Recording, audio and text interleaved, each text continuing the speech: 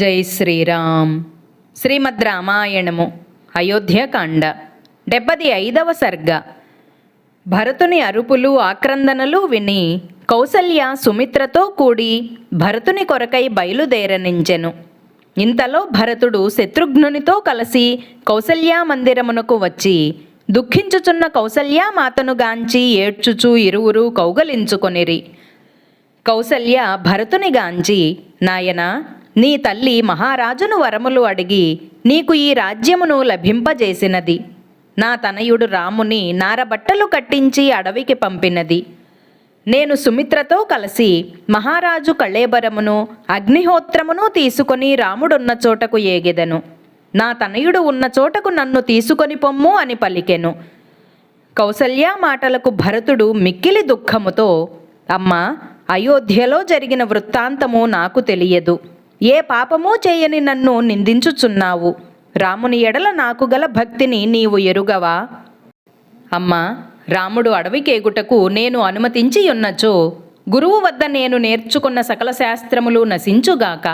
సూర్యునకెదురుగా మలమూత్రములు విడచినవాడును, నిదురించుచున్న ఆవును కాలితో తన్నినవాడును, సేవకునిచే పెద్ద పని చేయించుకొని ప్రతిఫలము ఇవ్వనివాడును, రాజుకు ద్రోహము చేసినవాడును, యజ్ఞము చేయించిన బ్రాహ్మణులకు దక్షిణ ఇవ్వనివాడును, యుద్ధమున పలాయనము నరించిన వాడును, గురువు ఉపదేశించిన శాస్త్రజ్ఞానమును మరచినవాడును, గురువులకు నమస్కరించక వారిని చూచి లేచి నిలబడని వాడును, కృతజ్ఞత లేనివాడును, ఆలుబిడ్డలకు ఇతరులకు పెట్టక తాను ఒక్కడే ఆహారమును తినువాడును, సాధువులకు అపకారము చేయువాడును, లక్క, మద్యము, మాంసము, లోహము, విషము మొదలగునవి అమ్మి వాటితో భృత్యులను పోషించువాడును, అయోగ్యులకు దానమిచ్చువాడును, సజ్జనులను పీడించి ధనమును సంపాదించువాడును, సంధ్యా సమయములయందు నిద్రించువాడును, ఇల్లు కూల్చువాడును, గురు భార్యను పొందినవాడును, మిత్రద్రోహి అయి పాపములు చేసినవాడును, మాతాపితలకు శుశ్రూష చేయనివాడును, ఋతుస్నాతయైన ధర్మపత్ని తన చెంతనుండగా చేరదీయని వాడును, ధర్మపత్నిని వీడి వేరొక స్త్రీని పొందినవాడును, ఆవు ఈనిన 10 దినముల లోపలే పాలు పిదుకువాడును, దప్పికగొన్నవానికి జలమునివ్వని వాడును, ఏ పాపములను పొందుదురో అవి అన్నియు రాముడు అడవికేగుటకు నేను సమ్మతించినచో నాకు కలుగుగాక.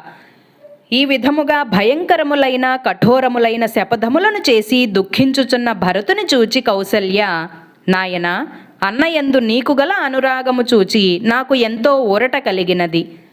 నాయనా, నీవు సజ్జనులకు లభించు ఉత్తమ గతులను బడయగలవు అని పలికి భరతుని తొడపై కూర్చుండబెట్టుకొని కౌగలించుకొని మిగుల దుఃఖించెను.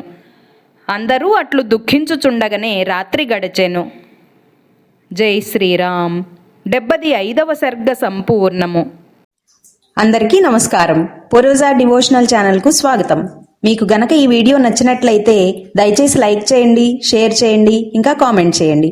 సబ్స్క్రైబ్ చేయడం, బెల్ ఐకాన్ నొక్కడం మర్చిపోకండి.